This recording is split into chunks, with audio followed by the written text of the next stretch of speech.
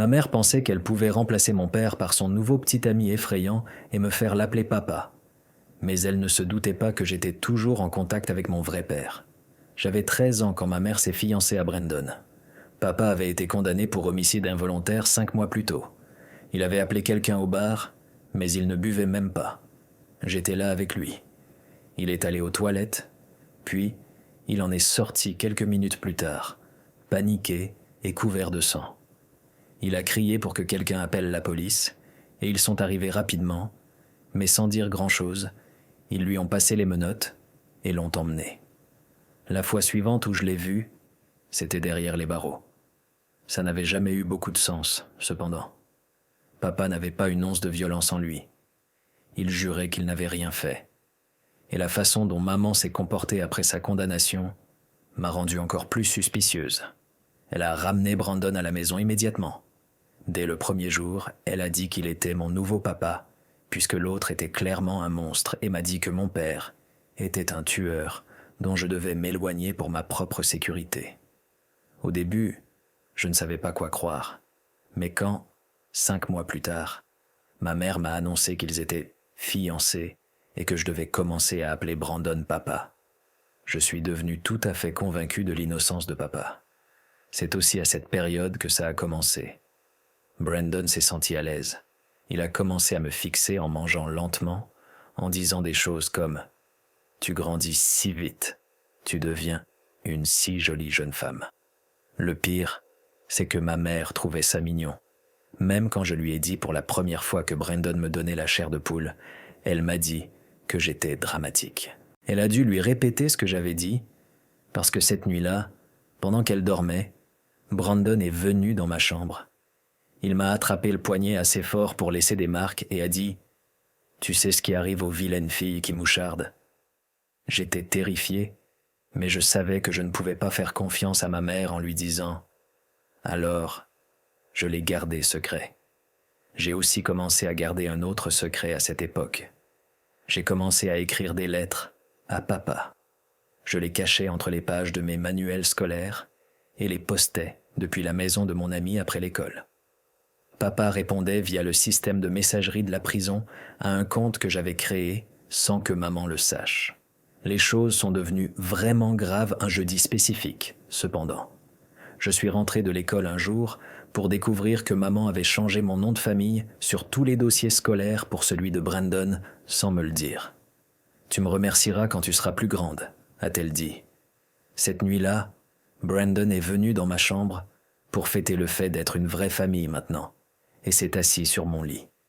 Il a posé sa main sur ma cuisse et a dit que je devrais être reconnaissante d'avoir un papa qui se soucie de moi. Je l'ai repoussé et me suis enfermé dans la salle de bain, jusqu'à ce qu'il parte. Je me souviens d'avoir écrit à papa au sujet de cet incident. La lettre que j'ai reçue en retour était sur du vrai papier cette fois, et certaines parties étaient humides et transparentes, presque comme s'il avait pleuré en l'écrivant. Ça m'a presque brisé. Mais heureusement, il y avait une chose que j'attendais avec impatience, la chance de le voir. Son anniversaire approchait, et je me souviens d'avoir demandé avec enthousiasme à maman si je pouvais lui rendre visite. Je lui ai dit que je savais qu'elle ne l'aimait pas, mais que c'était son anniversaire, juste aujourd'hui et pour quelques minutes. « S'il te plaît ?» ai-je dit. Mais bien sûr, on m'a dit non. En fait, on m'a dit quelque chose d'encore pire. Maman a dit que nous ne pouvions pas y aller parce que ce week-end précis, Brandon avait par coïncidence des billets pour un salon automobile et s'attendait à ce que nous y allions tous ensemble. Il avait spécifiquement demandé des chambres d'hôtel adjacentes. Quand je leur ai dit que je préférais rendre visite à papa, maman a explosé. « C'est un tueur. Tu ne vas pas rendre visite à un meurtrier. » Quand j'ai dit qu'il était innocent et qu'il était toujours mon père, Brandon m'a giflé du revers de la main pendant que maman regardait. Elle n'a rien dit. J'ai été forcé d'aller avec eux ce week-end-là. Et pendant que je dormais, le pire est arrivé. Brandon s'est faufilé. Il était ivre et cette fois, il ne s'est pas retenu à une simple prise sur la cuisse. Sa main est allée jusqu'au bout. Je ne m'étais jamais senti aussi dégoûtante et humiliée. Je me souviens d'être rentré à la maison brisée, et pour empirer les choses, la semaine où nous sommes rentrés, Ma mère a trouvé les lettres cachées de papa que j'avais dissimulées. Elle les a brûlées dans le jardin. Et comme punition pour avoir communiqué avec lui, elle a retiré la porte de ma chambre pour pouvoir surveiller. Bien sûr, Brandon a profité de l'occasion. Il se tenait dans l'encadrement de la porte la nuit pour me regarder dormir. Je me souviens que c'était un vrai point de rupture pour moi. Je me souviens m'être faufilé dans la bibliothèque de l'école après les heures de cours le lendemain pour envoyer un email à papa. J'ai dû envoyer un email d'1 heure qui n'avait aucun sens parce que je divaguais surtout. Je ne savais pas ce que j'attendais, si je voulais même quelque chose parce que j'étais si engourdi. Mais 2 semaines plus tard, j'ai reçu une réponse de sa part. Elle était longue, très longue, me disant toutes les bonnes choses et comment tout allait s'arranger. Mais il y avait une chose qui ressortait. « As-tu vérifié où j'ai dit ?» J'étais confuse. Vérifier où? J'ai commencé à parcourir chaque email qu'il m'avait envoyé, et c'est là que je l'ai trouvé. Dans l'un des emails plus récents, papa m'avait dit d'aller au grenier et derrière le radiateur. Je me souviens d'avoir lu cet email le jour après avoir demandé à maman si je pouvais lui rendre visite. Je pense que j'étais trop dévasté pour lire attentivement et que je l'avais manqué d'une façon ou d'une autre. Quoi qu'il en soit, j'ai pris note mentalement de ce que papa avait dit et j'ai attendu que maman et Brandon partent pour un rendez-vous galant. Ça s'est passé la semaine suivante. Mes mains tremblaient en grimpant au grenier avec une lampe de poche et derrière le radiateur, j'ai trouvé un journal enveloppé dans du plastique. Je l'ai ouvert à la page indiquée par papa. Il était daté de plusieurs semaines avant l'arrestation de papa et de l'écriture de papa. Il disait « Ça fait quelques semaines que j'ai surpris Lorraine et Brandon en train de se faufiler au bar. Je ne sais pas comment l'affronter. J'étais choquée, stupéfaite, et c'est alors que j'ai entendu le bruit d'une voiture entrant dans l'allée qui m'a glacé le sang. Ils étaient rentrés tôt. Le restaurant devait être trop bondé, ou peut-être qu'ils s'étaient disputés. J'entendais les portes de voiture claquer et les talons de maman cliqueter sur l'allée. Mon cœur battait la chamade alors que je serrais le journal contre ma poitrine, sachant que j'avais seulement quelques secondes pour décider quoi faire. J'ai entendu les pas lourds de Brandon dans les escaliers, chaque craquement du vieux bois envoyant une secousse dans ma poitrine. Mes mains tremblaient tellement que j'ai presque laissé tomber la lampe de poche, son faisceau dansant follement sur les planches poussiéreuses du grenier. J'ai fourré le journal sous mon chemise, la couverture en cuir froide contre ma peau et j'ai rampé vers l'ouverture du grenier, mais j'étais trop lente. La tête de Brandon est apparue par le trou juste quand j'atteignais l'échelle, ses yeux sombres se verrouillant immédiatement sur les miens. Il m'a regardé longuement, son expression illisible dans la faible lumière. Puis, il est monté le reste du chemin, ses larges épaules passant à peine par l'ouverture.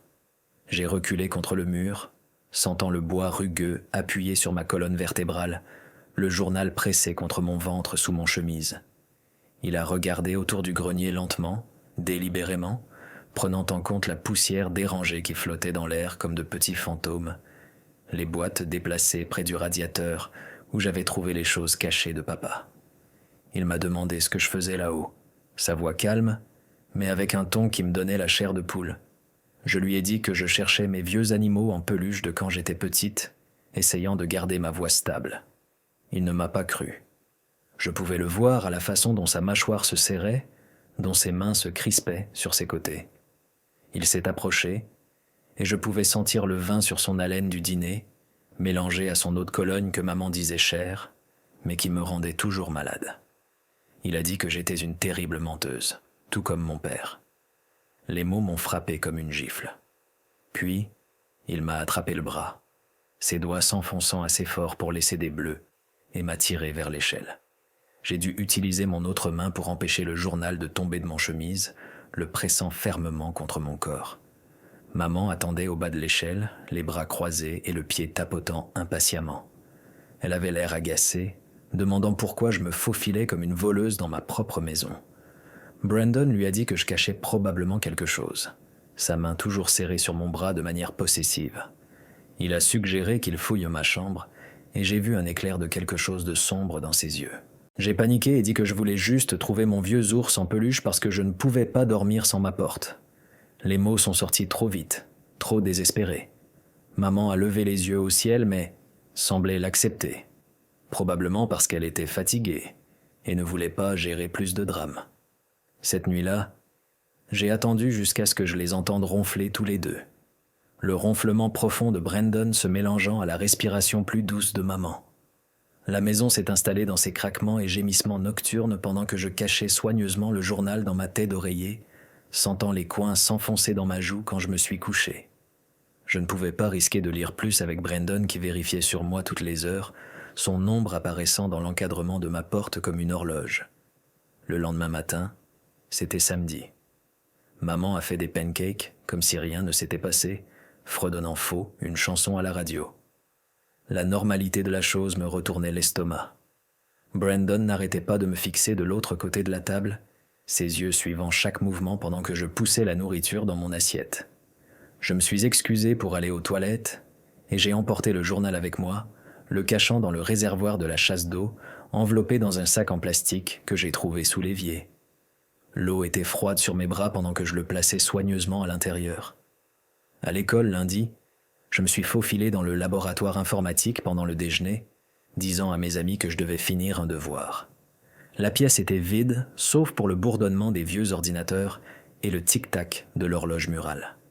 J'ai commencé à prendre des photos de chaque page du journal avec mon téléphone, l'inclinant pour éviter l'éblouissement des lumières fluorescentes. Mes mains tremblaient encore, rendant certaines photos floues. Les entrées remontaient à des années. L'écriture familière de papa devenant plus frénétique au fil du temps, papa écrivait sur ses soupçons de voir la voiture de Brandon à des heures bizarres garée dans la rue, sur maman agissant étrangement et distante. Une entrée mentionnait avoir trouvé un reçu pour un motel dans le sac de maman quand il cherchait du chewing-gum.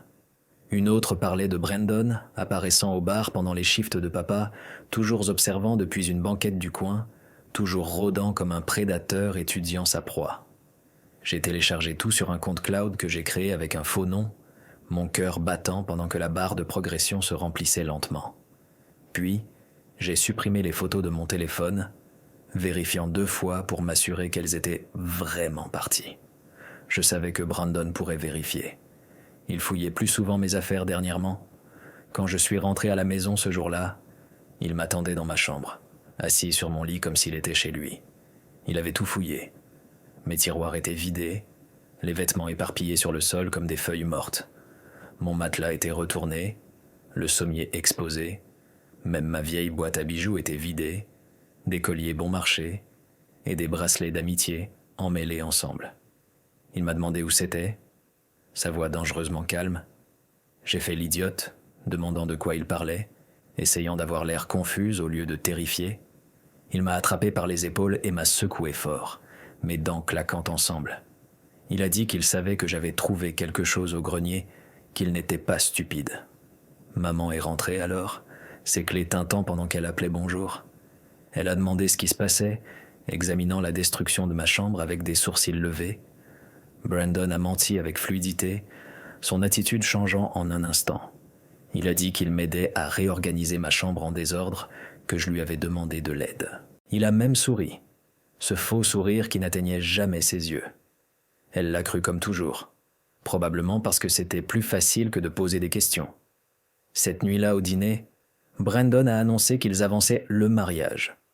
Au lieu de l'année prochaine, ce serait le mois prochain. Il a dit qu'il ne pouvait plus attendre pour rendre notre famille officielle. Maman a poussé un cri d'excitation, applaudissant comme une enfant. J'avais envie de vomir.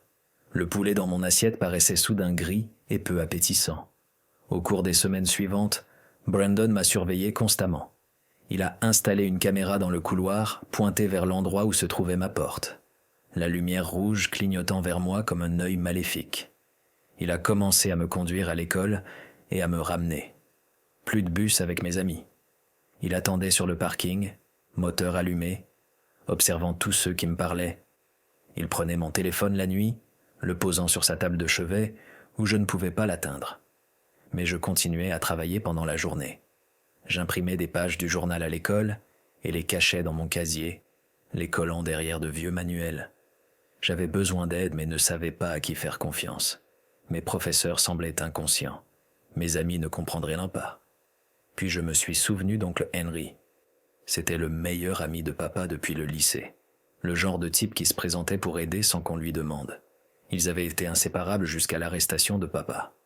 Maman l'avait interdit de nous contacter après ça, disant qu'il était une mauvaise influence, qu'il encourageait les tendances violentes de papa. Mais je savais que c'était un mensonge. Oncle Henry était un bonhomme qui sentait la sueur et avait toujours des bonbons au beurre scotch dans sa poche.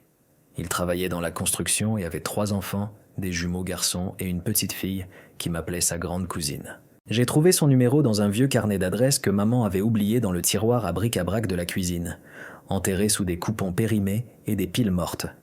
Je l'ai appelé depuis le téléphone public dehors de l'école pendant le cours d'éducation physique. Le métal froid contre mon oreille. J'ai dit au professeur que je me sentais malade et que j'avais besoin d'air, me tenant le ventre pour l'effet. Oncle Henry a répondu à la 3e sonnerie, sa voix bourrue s'adoucissant quand j'ai dit qui j'étais. J'ai parlé vite, les mots se bousculant, lui disant que j'avais besoin d'aide, que papa était innocent, que j'avais des preuves. Il m'a dit de ralentir, de respirer.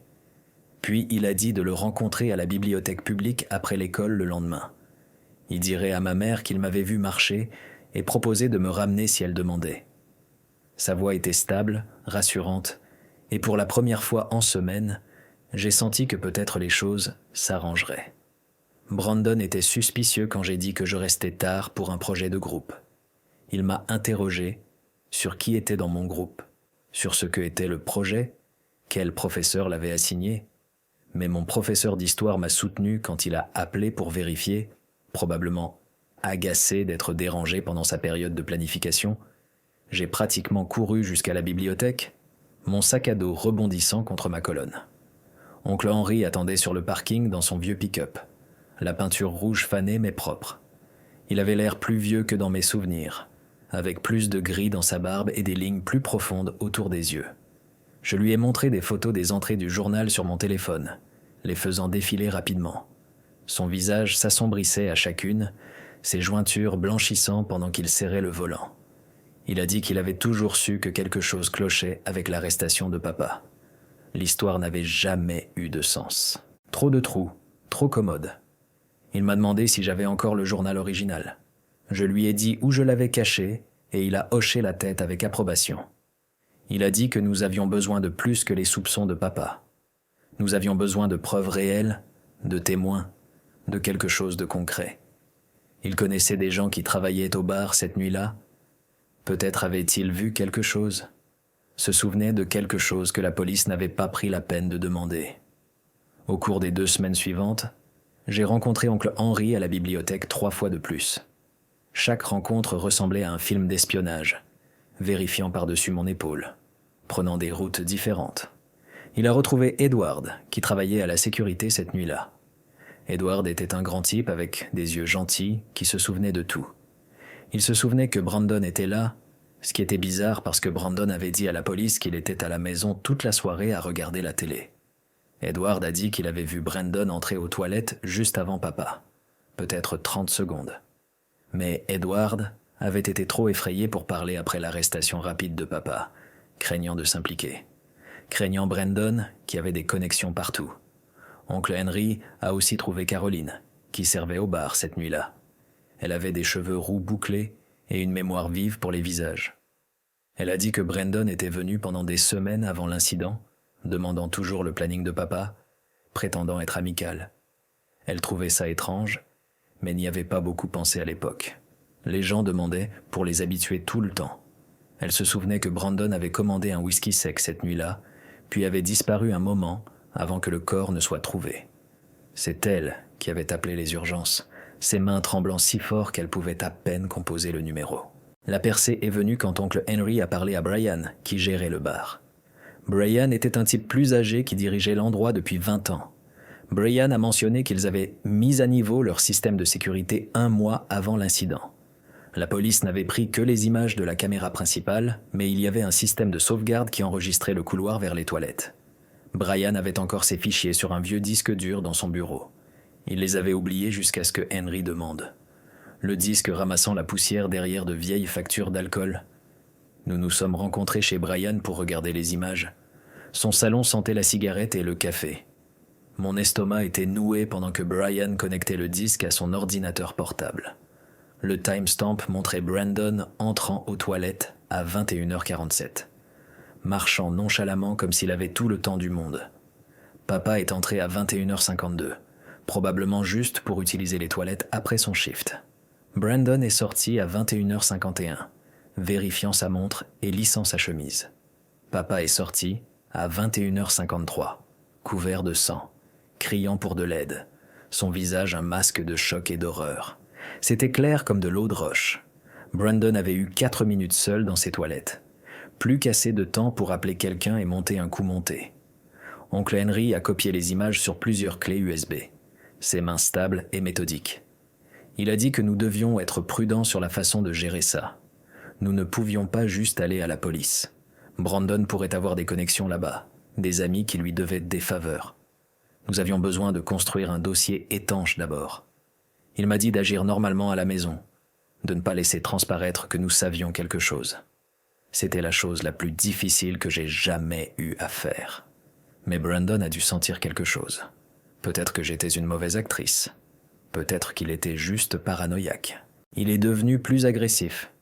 Une nuit, il est venu dans ma chambre et s'est assis sur mon lit, le matelas s'affaissant sous son poids. La caméra du couloir ne pouvait pas le voir sous cet angle.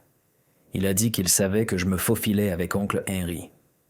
Quelqu'un nous avait vus à la bibliothèque, probablement un de ses potes qui semblait être partout. Il a dit que, si je n'arrêtais pas ce que je faisais, maman pourrait se blesser. Il a dit que les accidents arrivaient tout le temps. Sa voix décontractée comme s'il discutait du temps. Les gens tombent dans les escaliers, les voitures ont des problèmes de frein, des fuites de gaz se produisent. J'ai compris la menace. Je l'ai senti s'installer dans ma poitrine comme une pierre froide. J'étais terrifié, mais j'ai essayé de rester calme, gardant ma respiration régulière. J'ai dit à oncle Henry lors de notre prochaine rencontre, chuchotant même si nous étions seuls. Il a dit que nous devions agir plus vite. Il avait été en contact avec l'avocat de papa, lui montrant ce que nous avions trouvé. L'avocat était excité mais prudent. Il a dit que nous avions besoin du journal original aussi. Ça renforcerait le dossier, prouverait que les photos n'étaient pas truquées. Je lui ai dit que je l'obtiendrais, même si l'idée me donnait envie de vomir. Cette nuit-là, j'ai attendu jusqu'à 3 heures du matin, regardant les chiffres rouges de l'horloge changer avec une lenteur agonisante. Je me suis faufilé jusqu'à la salle de bain, mes pieds nus, silencieux, sur la moquette.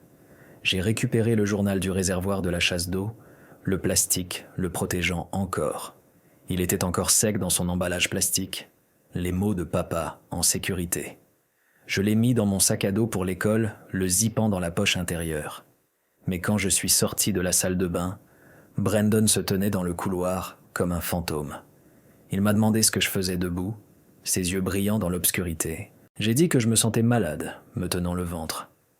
Il m'a regardé longuement, puis m'a laissé passer. J'ai senti ses yeux sur mon dos tout le chemin jusqu'à ma chambre. Le lendemain matin, mon sac à dos avait disparu. Je l'ai trouvé dans la cuisine, vide. Son contenu étalé sur la table. Brandon était assis à la table avec le journal devant lui, le feuilletant avec un intérêt théâtral. Maman le lisait, son visage pâle et confus. Brandon lui avait dit que j'écrivais des histoires fantastiques sur lui, que j'étais perturbé, que j'avais besoin d'aide.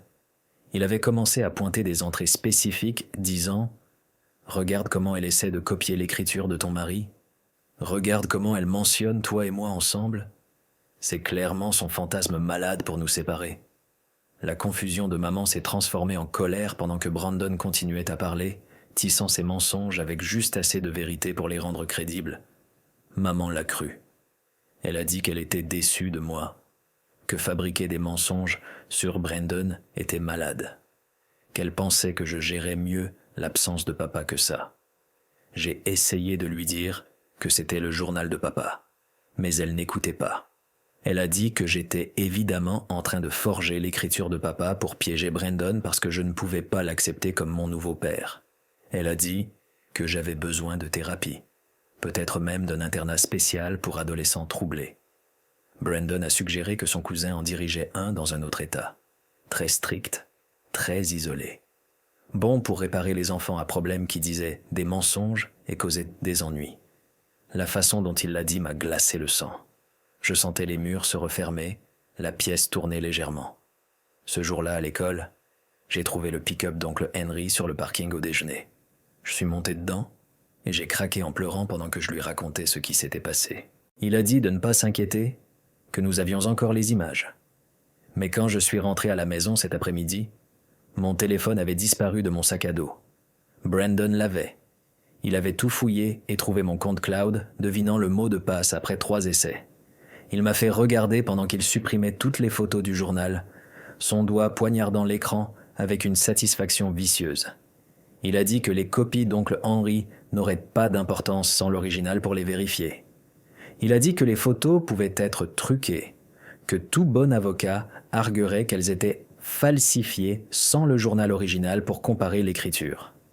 Les images du bar étaient différentes. C'était d'un système de sécurité officiel avec des timestamps qui pouvaient être vérifiés. Mais l'écriture et les photos, trop faciles à forger. Cette nuit-là, maman m'a dit que je partais pour l'internat lundi. Cet endroit spécial m'aiderait à gérer mes delusions sur Brandon. Elle avait déjà appelé l'école. Il m'attendait. C'était à 1000 miles dans les montagnes. Pas de téléphones autorisés. Pas de contact extérieur pour les 6 premiers mois pour éviter les influences négatives. J'ai réalisé que c'était le plan de Brandon pour me faire taire pour de bon, pour me faire disparaître sans vraiment me tuer. J'ai réussi à m'éclipser samedi matin, quand maman est allée faire les courses et que Brandon était sous la douche. J'entendais l'eau couler pendant que j'ouvrais doucement la porte d'entrée. J'ai couru chez Ashley et utilisé son téléphone pour appeler oncle Henry. La maman d'Ashley était au travail et Ashley m'a couverte. Bénie soit-elle. Je lui ai parlé de l'internat.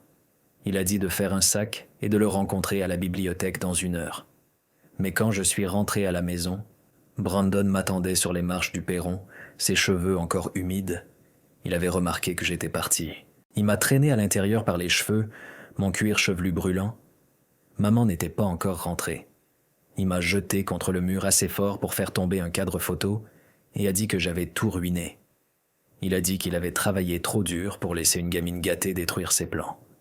Il a dit que papa méritait de pourrir en prison, qu'il avait planifié ça pendant des mois avant cette nuit au bar. Il a dit que maman était facile à manipuler, si désespérée d'attention après que papa ait commencé à travailler 2 emplois pour rembourser l'hypothèque. Je lui ai demandé pourquoi il avait appelé cet homme aux toilettes, ayant besoin de l'entendre le dire. Brandon a ri, un son laid. Il a dit que le type était juste au mauvais endroit, au mauvais moment. Brandon était entré là pour planter un couteau ensanglanté qu'il avait préparé, un qui aurait les empreintes de papa de la cuisine à la maison, mais le type saoul l'a vu le placer près de l'évier et a commencé à poser des questions, s'approchant trop. Alors, Brandon a dû le faire taire vite et salement en utilisant ce même couteau. Puis, quand papa est entré minutes plus tard pour aider, c'était parfait. Le sang était frais. Les empreintes de papa étaient surtout quand il a essayé d'aider la victime, essayé d'arrêter le saignement. Et dans le chaos, Brandon a empoché l'arme du crime réel et laissé un autre couteau sur la scène, un qu'il avait aussi préparé, mais qui ne remonterait pas à lui. J'enregistrais tout sur le téléphone d'Ashley que j'avais caché dans ma poche, le bouton d'enregistrement pressé avant même d'entrer. Brandon n'a pas remarqué. Il était trop occupé à divaguer sur à quel point il avait été intelligent, comment il avait porté des gants, comment il avait étudié le planning du bar pendant des semaines. Il a dit qu'après que papa soit parti, épouser maman était juste une affaire intelligente. Elle avait une bonne assurance vie de son travail à l'hôpital, et je vaudrais encore plus en sécurité sociale si quelque chose lui arrivait.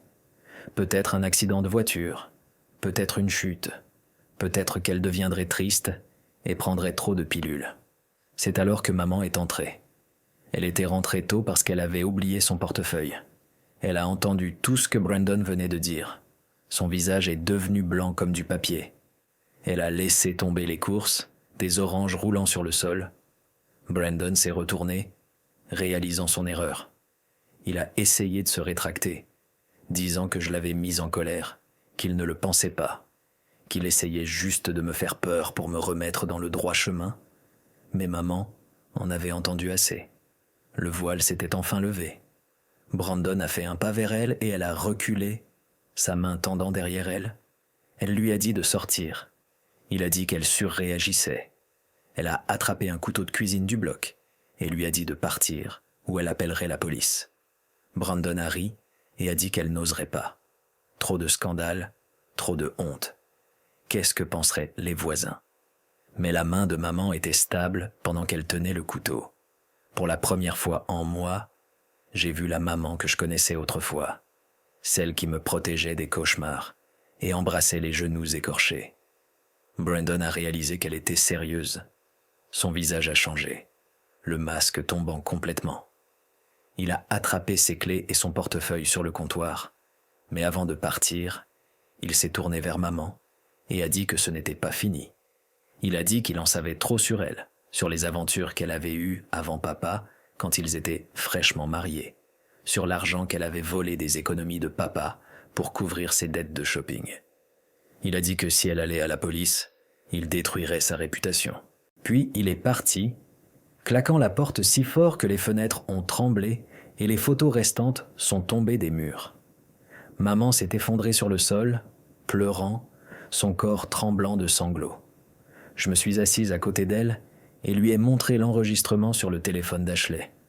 Elle a écouté la confession de Brandon à nouveau, son visage s'effondrant plus à chaque mot.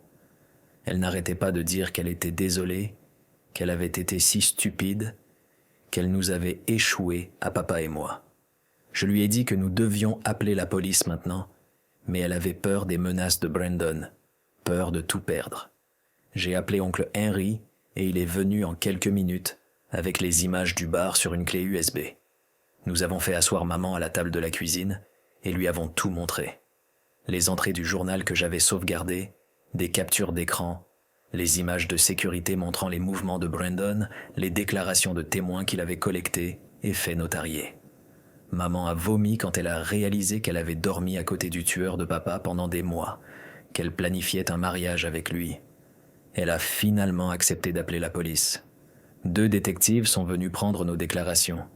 Ils étaient que professionnels, mais gentils, offrant des mouchoirs à maman et me parlant doucement. Ils ont écouté l'enregistrement de la confession de Brandon plusieurs fois. Ils ont regardé les images du bar sur notre ordinateur portable. Ils ont pris le journal comme preuve, le manipulant soigneusement avec des gants. Un détective a dit qu'ils avaient eu des doutes sur le dossier de papa de toute façon. Les expertises n'avaient jamais tout à fait collé, mais la pression pour clore l'affaire avait été intense. La confession de Brandon remplissait tous les trous. Ils ont lancé un mandat d'arrêt pour Brandon cette nuit-là, mais il a disparu. Son appartement était vide, nettoyé à la hâte. Sa voiture avait disparu. La police a dit de ne pas s'inquiéter, qu'ils le trouveraient. Ils ont mis une voiture de patrouille devant notre maison, au cas où. Maman et moi n'avons pas dormi cette nuit-là. Nous avons poussé le canapé contre la porte d'entrée et nous sommes assises dans le salon avec toutes les lumières allumées, sursautant à chaque bruit. Le lendemain matin, oncle Henry a appelé.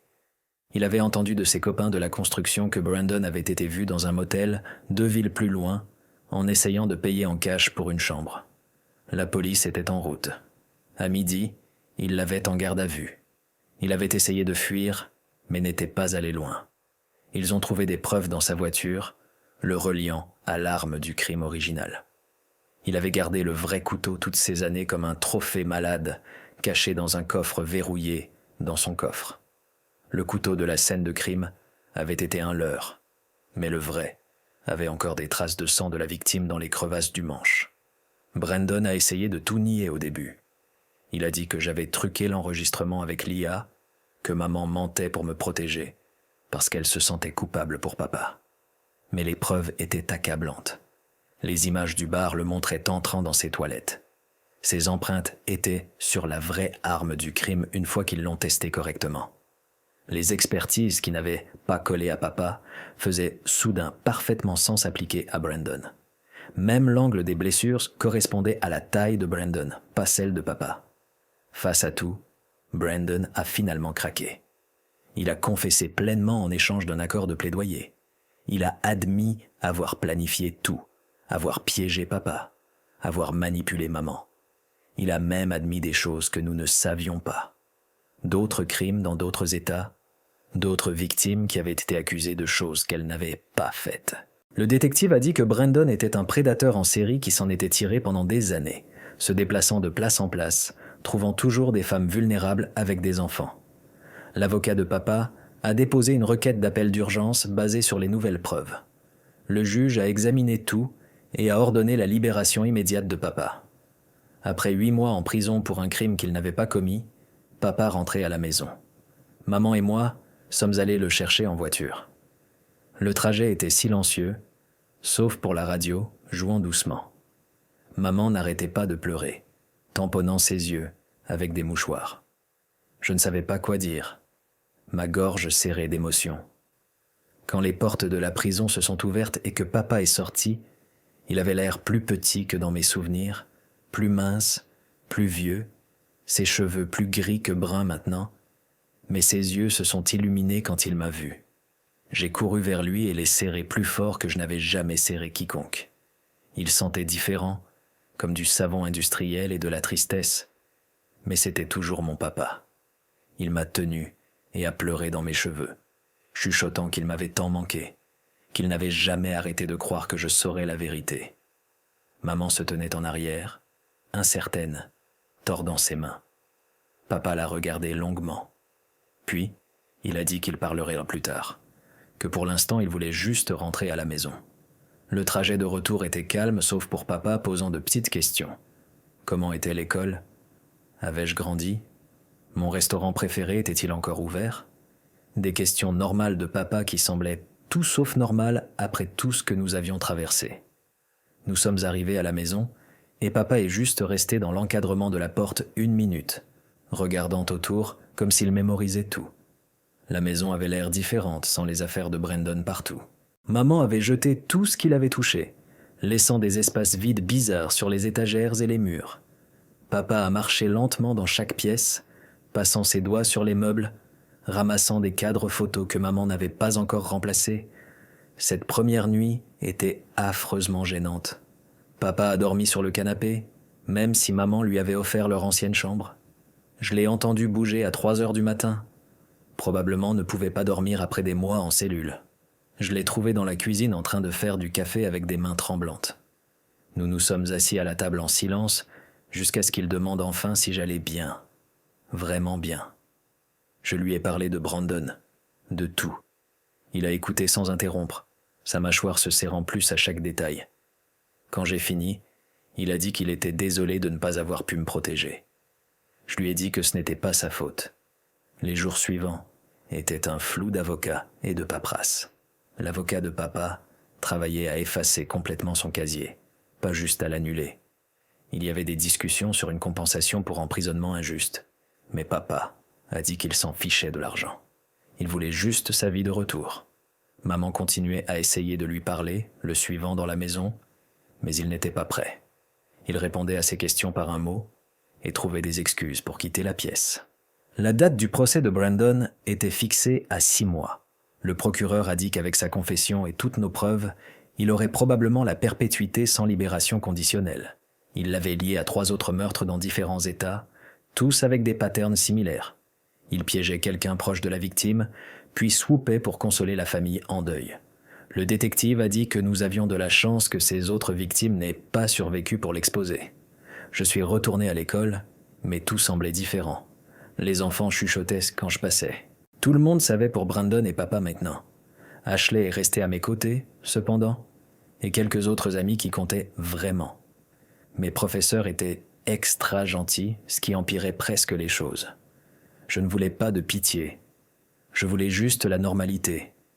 Mais la normalité était partie, probablement pour toujours. Papa a commencé à travailler dans la construction avec oncle Henry. Le travail manuel, a-t-il dit, aidait à clarifier son esprit. Il rentrait épuisé et couvert de poussière, mais il semblait plus calme. Il voyait un thérapeute aussi, un type spécialisé dans le trauma de condamnation injuste. Papa ne parlait pas des sessions, mais je pouvais voir qu'elles aidaient. Il a arrêté de sursauter quand les portes claquaient, arrêté de vérifier les serrures de manière obsessionnelle. Maman a déménagé après 2 semaines. Elle a loué un petit appartement de l'autre côté de la ville, disant qu'elle avait besoin d'espace pour réfléchir. J'étais soulagé, honnêtement. La tension quand elle et papa étaient dans la même pièce était suffocante. Elle l'avait trahi de la pire façon possible, même si Brandon l'avait manipulée. Certaines choses dont on ne peut pas revenir. Elle a demandé si je voulais rester avec elle parfois, mais j'ai dit non. J'avais besoin d'être avec papa. Les papiers du divorce sont arrivés un mois plus tard. Papa les a signés sans les lire. Voulait juste en finir. Maman lui a donné tout. La maison, la voiture, la garde complète de moi. Sa culpabilité la rongeait vive. Elle a commencé à voir un thérapeute aussi, essayant de comprendre comment elle avait été si aveugle. Je me sentais mal pour elle parfois, mais puis je me rappelais comment elle avait choisi Brandon plutôt que papa, comment elle ne m'avait pas cru, et la sympathie s'asséchait. Oncle Henry est devenu un régulier à la maison. Il amenait ses enfants les week-ends, et nous faisions des barbecues comme aux vieux jours. Ses jumeaux, Elijah et John, n'avaient que 8 ans, mais ils idolâtraient papa. Ils se fichaient de son passé, juste qu'il pouvait lancer un ballon de foot et raconter des histoires drôles. Sa fille Deborah avait mon âge et nous nous sommes rapprochés vite. Elle comprenait ce que c'était d'avoir sa famille chamboulée. Sa mère était partie quand elle avait 10 ans. 3 mois après que papa soit sorti, j'ai dû témoigner à une audience préliminaire. Le procureur a dit que mon témoignage aiderait à s'assurer que Brandon ne pouvait pas plaider la folie ou la coercition. J'ai porté ma plus belle robe, la bleue que papa m'avait achetée pour mon anniversaire 2 ans plus tôt. Mes mains tremblaient pendant que je jurais de dire la vérité. Brandon était assis à la table de la défense en combinaison orange, paraissant plus petit que dans mes souvenirs. Il a essayé d'attraper mon regard, mais j'ai fixé droit devant. Je leur ai tout dit, sur les menaces, les attouchements, la nuit à l'hôtel. Le juge a dû appeler une pause quand j'ai parlé de trouver le journal de papa parce que j'ai commencé à pleurer trop fort pour continuer. Papa n'était pas autorisé dans la salle d'audience puisqu'il pourrait être appelé comme témoin plus tard, mais oncle Henry était là. Il m'a fait un pouce en l'air depuis la galerie, me rappelant que j'étais courageuse, que je pouvais le faire. L'avocat de Brandon a essayé de me faire passer pour une gamine confuse, demandant si peut-être j'avais mal compris les intentions de Brandon. Je suis resté calme et ai répété ce qui s'était passé exactement comme c'était arrivé. Le procureur a montré l'enregistrement du téléphone d'Ashley et le visage de Brandon est devenu gris. Son avocat a demandé un accord de plaidoyer cet après-midi-là. 25 ans à perpétuité, au lieu de perpétuité sans libération. Le procureur a dit « Pas question ». Après l'audience, des reporters ont essayé de nous parler dehors du tribunal. Papa m'a protégé avec son corps pendant que nous poussions à travers eux jusqu'au pick-up d'oncle Henry. Il criait des questions sur le pardon, sur avancer, sur ce que ça faisait de voir Brandon en chaîne. Nous n'avons pas répondu. Il n'y avait rien à dire qui les ferait comprendre. Ce n'était pas du divertissement. C'était notre vie. Maman a commencé à m'envoyer des lettres, de longues excuses divagantes sur comment elle avait échoué en tant que mère, comment elle aurait dû voir les signes. J'ai lu les premières, puis commencé à les jeter non ouvertes. Papa a dit que je devrais considérer de lui pardonner éventuellement pour ma propre paix, pas la sienne, mais je n'étais pas prête. Peut-être que je ne le serai jamais. Elle avait choisi un monstre plutôt que sa propre famille. Certaines choses sont impardonnables. Le procès réel de Brandon était brutal. Ils ont amené les familles de ses autres victimes, montrant pattern après pattern de son comportement. Une femme d'Arizona a témoigné sur comment il l'avait daté après que son mari soit mort dans un accident suspect. Elle avait eu de mauvaises vibes et l'avait largué, probablement sauvé sa propre vie. Une autre famille du Nevada a parlé de leur fils qui purgeait une peine pour un meurtre qui ressemblait exactement au dossier de papa. Le procureur a dit qu'il rouvrait ce dossier aussi. Papa a témoigné au jour 3. Il portait son seul costume, celui de leur mariage qu'il avait gardé pour une raison. Il a parlé de trouver le corps, d'essayer d'aider, de la confusion quand ils l'ont arrêté. Il a parlé de la prison, de manquer mon anniversaire, d'écrire des lettres que je ne lirai jamais. Sa voix s'est brisée quand il a parlé du jour où je suis né, comment il avait promis de toujours me protéger et se sentait avoir échoué. Brandon a pris la barre au jour 5 contre l'avis de son avocat. Il a essayé de se peindre comme une victime des circonstances, disant que l'homme aux toilettes l'avait attaqué en premier. Mais sous contre-interrogatoire, son histoire s'est effondrée. Il s'est contredit s'est énervé, a montré son vrai visage au jury. Quand le procureur a demandé sur ses plans pour moi et maman, il a refusé de répondre. Son propre avocat avait l'air vaincu. Le jury a délibéré pendant 2 heures. Coupable sur tous les chefs. Meurtre, conspiration, fraude, tentative d'agression sur mineur. La liste continuait. Le juge l'a condamné à perpétuité, sans libération conditionnelle. Peine consécutive pour chaque crime. Brandon n'a pas réagi, juste fixé la table. Pendant qu'il l'emmenait, il m'a regardé une dernière fois. J'ai fixé en retour, voulant qu'il voie qu'il ne m'avait pas brisé, que j'avais gagné. Papa et moi sommes allés à son restaurant préféré après. Le petit endroit mexicain qui avait encore sa photo au mur de quand il était un habitué. Le propriétaire l'a serré et a dit que le repas était offert. Nous avons mangé dans un silence confortable, tous les deux épuisés, mais soulagés. C'était fini. Vraiment fini. Brandon mourrait en prison et nous pouvions commencer à reconstruire. Maman a essayé de venir à la maison la semaine suivante. Papa ne l'a pas laissé entrer, lui parlant à travers la porte moustiquaire. Elle voulait s'excuser encore, voulait essayer une thérapie familiale. Papa a dit non. Ce bateau avait coulé. Elle avait besoin d'avancer, et nous aussi. Elle a pleuré et supplié, mais papa a tenu bon. J'ai regardé depuis les escaliers, ne ressentant rien. Elle avait fait son choix, et maintenant, elle devait vivre avec. J'ai commencé à voir une thérapeute aussi, une dame nommée Dr Cheryl spécialisée dans le trauma. Elle m'a aidé à tout traiter, m'a appris que ce n'était pas ma faute, que j'avais été incroyablement courageuse. Certains jours je la croyais, certains jours non. Mais lentement, les cauchemars ont cessé.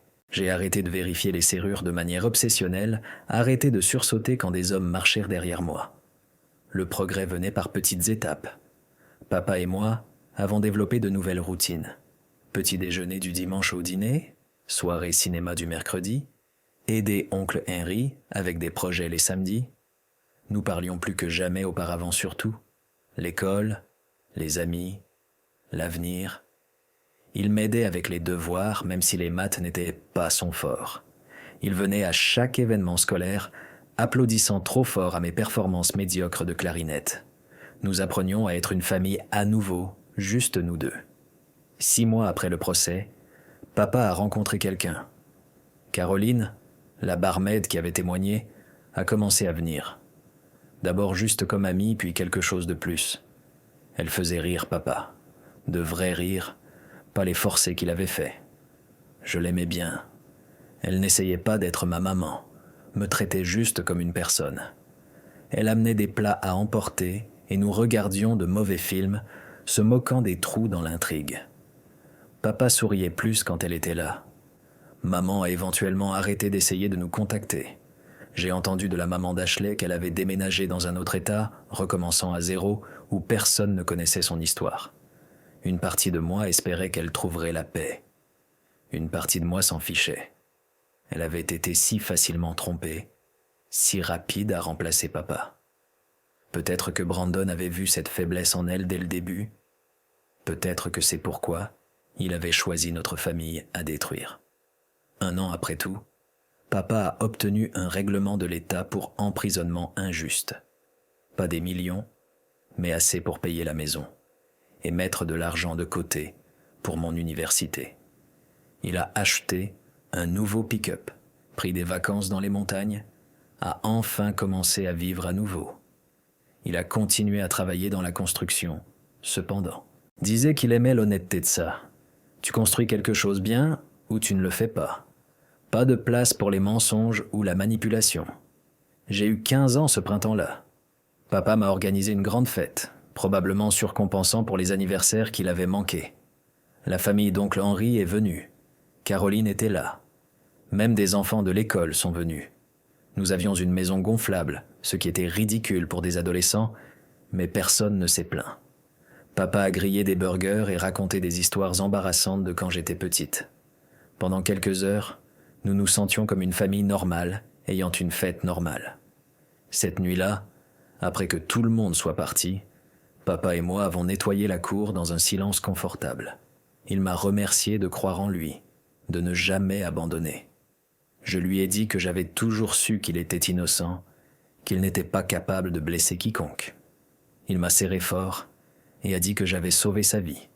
Nous avons tous les deux pleuré un peu, mais c'était le bon genre de larmes, le genre guérisseur.